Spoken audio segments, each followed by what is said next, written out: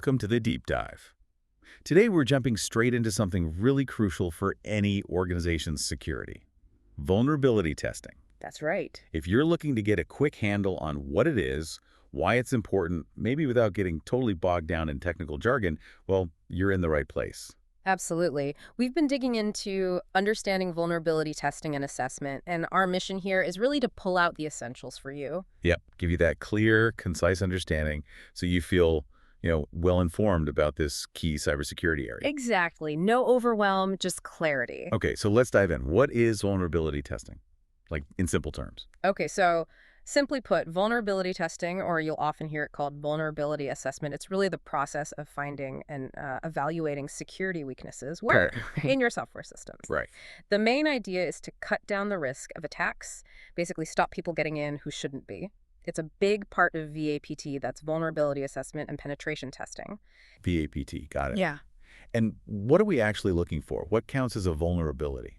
Good question. A vulnerability is essentially any kind of flaw or a weakness. Could be in your security procedures, maybe the system's design, how it was built, even internal controls. So anything that could break the security rules. Precisely. Anything that could potentially lead to a security policy violation. Makes sense. So why is it so critical then for organizations to be doing this actively, looking for these flaws? Well, it's super important because finding and reporting these vulnerabilities before they get exploited is key. It lets organizations detect and fix problems ahead of time. Think of it like checking the locks on your doors before someone tries to break in. Proactive defense. Proactive, I like that. So what sort of things get scanned? What areas are we talking about? Typically, you're looking at operating systems, Windows, Linux, also application software, the programs you use. And of course, the networks themselves, we're hunting for things like maybe insecure software design or weak spots in how users log in, insecure authentication. Those are common entry points. Okay, so we know the what's and the why. Let's get into the how. What are the actual steps involved in doing a vulnerability assessment? Right, the process. It generally follows 5 main steps. Step 1, and this is crucial, is setting the goals and objectives. Okay. What do you actually want to achieve with this test? You need to define that first. Makes sense. Know your target. What's next? Step 2 is defining the scope. This means clearly drawing the lines, what systems, what networks are in the test, and maybe just as importantly, what's out. Setting boundaries. And I see here there are different ways to scope it: black box, gray box, white box. Could you break those down? Sure. So black box testing. Yeah. Imagine the tester is like an outside attacker. Okay. They have zero prior knowledge of the internal systems, just looking from the outside in. Right. White box testing is the total opposite. From the inside. Exactly. Done from within the network. And the tester knows pretty much everything about the systems, full access to info. You might see mature security teams do this. Leveraging their own knowledge. Right. And then gray box testing is, well, it's a mix. The middle ground? Kind of. The tester could be external or internal, but they have some knowledge. Not none. Not everything. This can be more efficient sometimes, lets you focus the testing a bit. That's clear. Black, white, gray. Okay, scope is set. Step 3. Step 3 is information gathering. Now you start collecting the details about the IT environment. Like what kind of details? Things like network layouts, IP addresses, what OS versions are running, that sort of stuff. And this applies no matter if it's black, gray, or white box. You need the facts. You got to know the landscape before you explore it. Yeah. Okay, after gathering info. Then comes step 4, vulnerability detection. This is where you actually bring in the tools. The scanners. Yep, the vulnerability scanners. You run them against the environment you've defined to actually identify potential weaknesses. And the last step in this initial phase. Step 5 is information analysis and planning. So you take all the findings from the scanner and you analyze them. Figure out how they might actually be used, maybe chained together to get unauthorized access. It's about assessing risk and planning the next moves. Okay, that process makes sense. Goals, scope, info, detect, analyze. Now, how about the actual doing of it? Practical steps day to day. Right, the execution. There's a slightly more detailed 5-step view for that too. First is setup. Preparation. Exactly. Documenting the plan, getting the permissions to actually run tests. Can't just start scanning without permission. Definitely not. And, making sure your tools are updated, configured correctly, all that groundwork. Okay, setup done. Step 2. Test execution. Now you actually run the scanners, launch the tools you prepared, And you start looking closely at the data they capture, especially data packets. Data packets. Okay. Quick sidebar. Yeah. For someone maybe less technical, what are those exactly in this context? Good point. Think of a data packet like a little digital envelope. It carries a chunk of information across the network. When you browse a website, send an email, whatever, the data gets chopped into these packets. Each has an address, instructions. Right. So during testing, we look inside these packets. Are they sending sensitive stuff unencrypted? Are there weird patterns, flaws in how the system handles them? That's what we analyze. Got it. Little envelopes carrying clues. So after executing the tests, analyzing packets, what's next? Step 3, vulnerability analysis. This is where you dig into the findings. You define and classify everything you found, all the resources, systems. Make sense of it all. Right. Then you prioritize. You assign a rating high, medium, low to each vulnerability you found. Based on risk. Based on potential impact, yeah. How bad could it be? You also figure out the specific threats that could use these vulnerabilities. And then you start strategizing. How do we tackle the biggest problems first? How do we minimize damage if something does happen? So find the holes, figure out which are most dangerous, and plan the fix. Okay. What are the last couple of steps? Step 4 is reporting. Pretty straightforward. You document everything clearly. All the findings, the analysis, the recommendations. That to communicate it. Absolutely. And finally, step 5, remediation. This is the actual fixing. Catching things up. Patching, changing configurations, maybe even some redesign if needed, closing those identified gaps. Okay, that covers the practical side. Now, you mentioned scanners earlier. Are there different kinds, focusing on different bits? Yes, definitely. We can broadly group them. First, you have host-based scanners. Focused on one machine. Right. A specific computer, a server. They look for weaknesses within that system. Often they use a small piece of software, like an agent, that runs on the host itself. Like an inside informant. Sort of, yeah. It watches what's happening, file access, running programs, and flags anything dodgy back to the security team. Okay, host-based for individual systems. What else? Then there are network-based scanners. These look outwards, across the network. Scanning the connections. Exactly. They identify open ports on devices and figure out what services are running on those ports. Once they know the service, say a specific web server software, they can check for known vulnerabilities tied to that service version. Makes sense. Find the door, see if the lock is known to be weak. And the third tech. That would be database-based scanners. As the name suggests, these focus specifically on your databases. Looking for problems there. Right. A major thing they hunt for is the potential for SQL injections. SQL injections. Yeah, that sounds bad. Quick definition, what is that? Okay, imagine a login form on a website, username, password. Yep. A SQL injection attack is when someone tries to sneak malicious database commands into those fields, the username or password box. Trick the database. Exactly. If the website isn't built securely, that malicious code might get executed by the database. And that could let the attacker view sensitive data, maybe everyone's records, or even change or delete data. Really damaging. Yikes. Okay. Definitely want scanners looking for that. So what are some actual tools people use for all this scanning? Oh, there are tons, both commercial and open source. For host-based, you might see things like StatScan, Tara, Cain-Able, which is also known for password recovery, interestingly. Huh. Okay. Network-based. For network-based, lots of well-known ones. Cisco Secure Scanner, Wireshark, which is amazing for deep packet analysis. I've heard of Wireshark. Yeah, it's powerful. Then there's Nmap, super common for network discovery and basic security checks. And Nessus is a big one. Very comprehensive, does agentless scanning, reporting, ties into patching. Nessus, right. And database tools. For database-based scans, you have tools like SQL-diet, which tries dictionary attacks against SQL Server passwords. Yeah. Secure Auditor does a broader range of things like enumeration and pen testing on databases. And DBScan looks for things like Trojans hidden in databases. Wow, quite the toolkit. What about Metasploit? That gets mentioned a lot too. Metasploit, it's a bit different. It's actually an open source platform for developing and testing exploit code itself. So for building the attack methods. Or testing if known exploits work against your systems, yeah.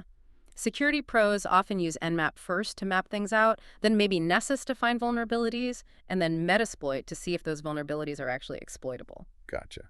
And Teramind, that was listed first in our source. Where does it fit? Teramind is broader. It's more focused on insider threats and employee monitoring. Behavior analysis. Right. User activity tracking, data loss prevention, compliance.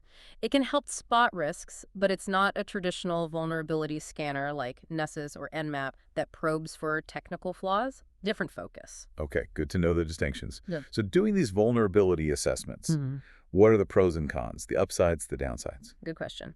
On the plus side, the availability of good open source tools is a big advantage. Makes it accessible. Cost-effective. Right. Also, these assessments can potentially identify a really wide range of vulnerabilities across your systems. And because a lot of it is automated scanning, it's relatively easy to run them regularly, keep checking things. Sounds pretty positive. What about the drawbacks? Well, one common issue is false positives. Flags things that aren't real problems. Exactly. The scanner says something's a vulnerability, but it's actually not exploitable, or it's misinterpreting something. That takes time to sift through. I can see that being annoying. It can be. Also, the scanning activity itself can sometimes be picked up by your own security systems, like intrusion detection systems or firewalls. Tipping off potential attackers that you're looking at. Potentially, yeah. And finally, because attackers are always finding new tricks, the automated scanners might not always catch the absolute latest zero-day type vulnerabilities immediately. They rely on known signatures mostly. Right, that cat and mouse game again. Okay, now we've talked loads about vulnerability assessment. How does it stack up against penetration testing? You mentioned VAPT at the start. Yeah, that's a critical distinction. They're related, both aim for better security, but they work differently. How so? Okay, think about the working. Assessment is mostly about discovery, finding potential issues.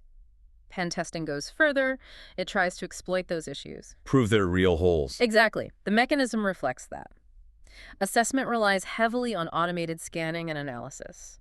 Pen testing is often much more manual, simulating a real attacker's actions. More hands-on. Definitely. Then there's the focus. Assessment usually aims for breadth, find as many potential issues as possible across a wide area. Pen testing is often about depth. Pick a few critical targets or vulnerabilities and really dig deep to see how far you can get. Wide net versus spearfishing. That's a great analogy, yeah. So coverage reflects this. Assessment generally finds more potential issues, higher coverage, but pen testing gives you deeper insight into specific exploited paths, lower but deeper coverage. What about cost and who does it? Cost assessment is usually lower to moderate. Pen testing, especially thorough ones, can be significantly more expensive. And who does it? Assessments can often be done by in-house teams. Pen testing is frequently outsourced to specialized security firms or ethical hackers. They bring that attacker mindset. Makes sense. Does the tester need different knowledge? Yes. For assessment, you need to know the tools, interpret results. For pen testing, the tester often starts with less specific system knowledge, like a real attacker would, and needs creative problem-solving skills to find ways in. Okay. And how often should you do each? General advice. Run vulnerability assessments fairly often, maybe after big system changes, new software deployments, things like that. Keep it regular. Yeah. Pen testing, usually less frequent because it's more intensive, maybe annually or after a major security event or system overhaul. And the outcome? The final report. The result from an assessment is typically that list of potential vulnerabilities prioritized. A pen test report gives you a more complete story. These vulnerabilities were exploited, here's how, here's the potential business impact. Much more detailed on the actual risk. That really clarifies the difference. Assessment finds possibilities. Pen testing confirms exploitability. Okay. Now, are there other methods for vulnerability testing besides just scanners? Yes, there are a few other approaches to consider. One is active testing. Active, meaning hands-on. Yeah. The tester actively interacts with the system. They feed it new data, unusual inputs perhaps, and carefully analyze the response. Trying to provoke a reaction. Sort of. It relies on the tester having a good mental model of how the system should work and looking for deviations, unexpected behavior. Okay, what's the opposite of that? That would be passive testing. Here, you just monitor the software while it's running normally. It's watching. Essentially. No new inputs, no poking it, just observing its behavior in its natural state to spot anomalies. Active versus passive. Got it. Any other methods? We also have network testing. This zooms in specifically on the network infrastructure itself. How well the pipes are working. Kind of, yeah. Measuring performance, recording how it operates over time, can it handle the load, how will new services impact it. You look at things like utilization levels, how many users it supports well, how apps use the network bandwidth. Checking the network's health and capacity. Exactly. And one more. Distributed testing. This is important for apps with lots of simultaneous users. Like a busy website or online service. Right. You need to test the client part, like the user's browser, and the server part together, interacting in sync, under load, to make sure it all holds up and works correctly when many people are using it at once. Testing the whole system under pressure. Okay, interesting variations.